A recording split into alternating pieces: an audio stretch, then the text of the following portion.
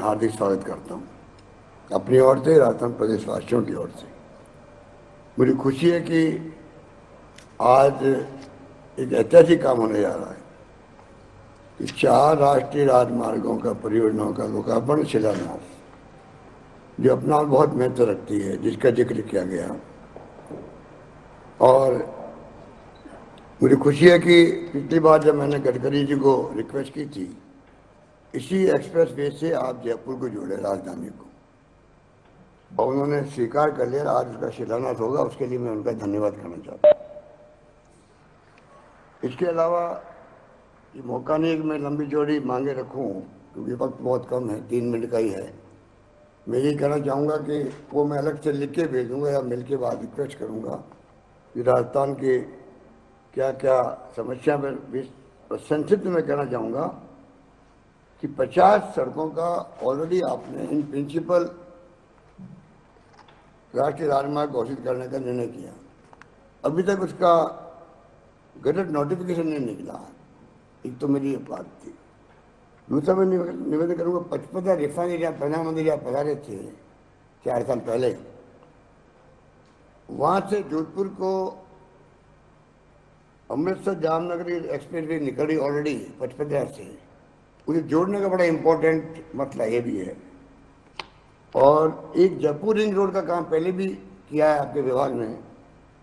Jodhpur elevated road का आपने, मैं आपको धन्यवाद दूंगा कि आपने बड़ा निर्णय किया। उसका डीपीआर बन चुकी है, काम आगे बढ़ने की बात है। लाल रोड, पचपदरा रोड और हनुमानगढ़ साधु वाली रोड की डीपीआर भी NHAI तैयार कर रहा है। और मैं उम्मीद करता हूं कि बाकी जो प्रस्ताव आपके यहाँ पेंडिंग है, वो काम भी आप जल्दी करने का प्रयास करेंगे। माननीय प्रधानमंत्री जी, मैं कहना चाहूँगा कि राजस्थान में भी हम, आपको आगे प्रसन्नता होगी कि सड़क के प्रायोरिटी दे रखी हमने रोड्स को। उसके अंतर्गत पिछले 4 साल में लगभग 54,000 किलोमीटर सड़कें बन चुकी हैं और 46,000 किलोमीटर का निर्माण कार्य प्रगति पर। लगभग 1 लाख किलोमीटर की सड़कें राजस्थान में लगभग आगे बढ़ता काम 50% ज़्यादा हो चुका है। इसके अलावा इस बार मैंने 20,000 करोड़ का बजट रखा है राजस्थान में सड़क के लिए और आधारभूत ढांचे के लिए। मेरा मानना है कि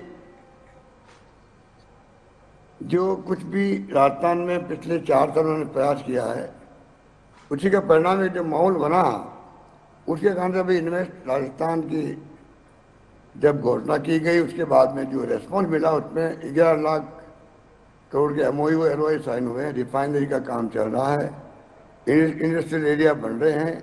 और आपको यहाँ की खुशी होगी कि इंडस्ट्रियल एरिया हमारे यहाँ ब्लॉक लेवल पर हम बना रहे हैं डिक्को के माध्यम से।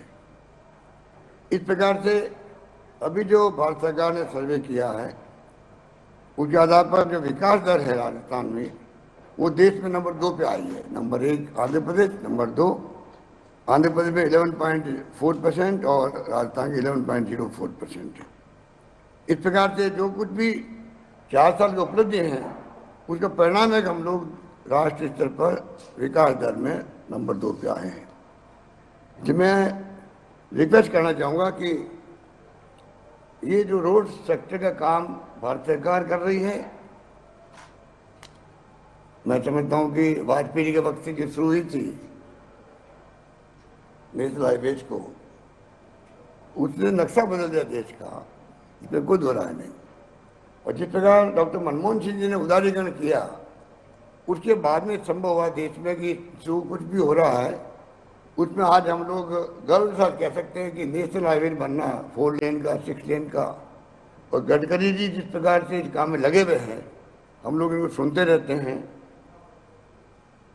मैं समझता हूँ कि राजस्थान में काफ़ी काम हुआ है, इसमें मैं धन्यवाद देना चाहूँगा आप सबको, प्रधानमंत्री जी। पर साथ में जो बाकी काम मैंने कहा 50 रोड्स को डिक्लेयर किया हुआ है, उसका गजट नोटिफिकेशन निकलेगा तब जाके काम आगे बढ़ेगा।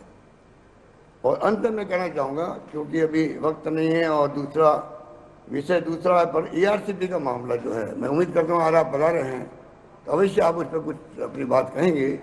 ये हमारे इश्यू बना हुआ है, क्योंकि आपने पिछले चुनाव के वक्त में जयपुर में, अजमेर में एक जिक्र किया था कि पॉजिटिव रूप में आप इसको राष्ट्रीय परियोजना घोषित करने का प्रयास करेंगे। मेरा इतना ही रिक्वेस्ट है कि 16 परियोजना चल रही देश के अंदर, एक परियोजना अगर आप करते हैं तो आपके बड़ा आभारी रहेंगे राजस्थानवासी। और 13 जिले जहाँ बैठे हुए दोसा के अंदर, वो जिला भी उसी में आता है, 13 जिले में आता है। जयपुर भी आएगा, अलवर भी आता है, अजमेर भी आते हैं, करौली, धौलपुर, भरतपुर, सब इंपॉर्टेंट जिले, टोंक। तो मैं आपसे रिक्वेस्ट करूंगा कि ARCP को आप थोड़ा महत्व देंगे और प्रायोरिटी पर आप निर्णय करेंगे तो समयबद्ध काम से काम पूरा होगा, तो पूरे 13 जिले की प्रयास भूलेगी। वरना राजस्थान आजादी की पहले से ही आप जानते हैं कि जो स्थिति है पानी को लेके बहुत संकट में हम रहे हैं। इसलिए मैं उम्मीद करता हूँ कि ARCP पर आप जरूर अपनी बात रखेंगे। यही बात कहता हुआ मैं आपका आभारी हूँ। आप पधारे खुद राजस्थान के अंदर। अभी आप 10 दिन पहले आए थे, देवनारायण जयंती पर आए थे। दूसरी बार आपका इतना जल्दी आना मायने रखता है। एक प्रधानमंत्री का एक स्टेट के अंदर इतने कम समय में दूसरा दौरा हो जाए, ये हमारे सौभाग्य की बात है। तो मैं उम्मीद करता हूँ कि इस प्रकार बराबर लगातार आते रहेंगे राजस्थान के अंदर, जिससे कि जो विकास के काम हमारे हैं और ज़्यादा गति पकड़ेगी, ये मेरा विश्वास है। बहुत बहुत धन्यवाद आपका। धन्यवाद।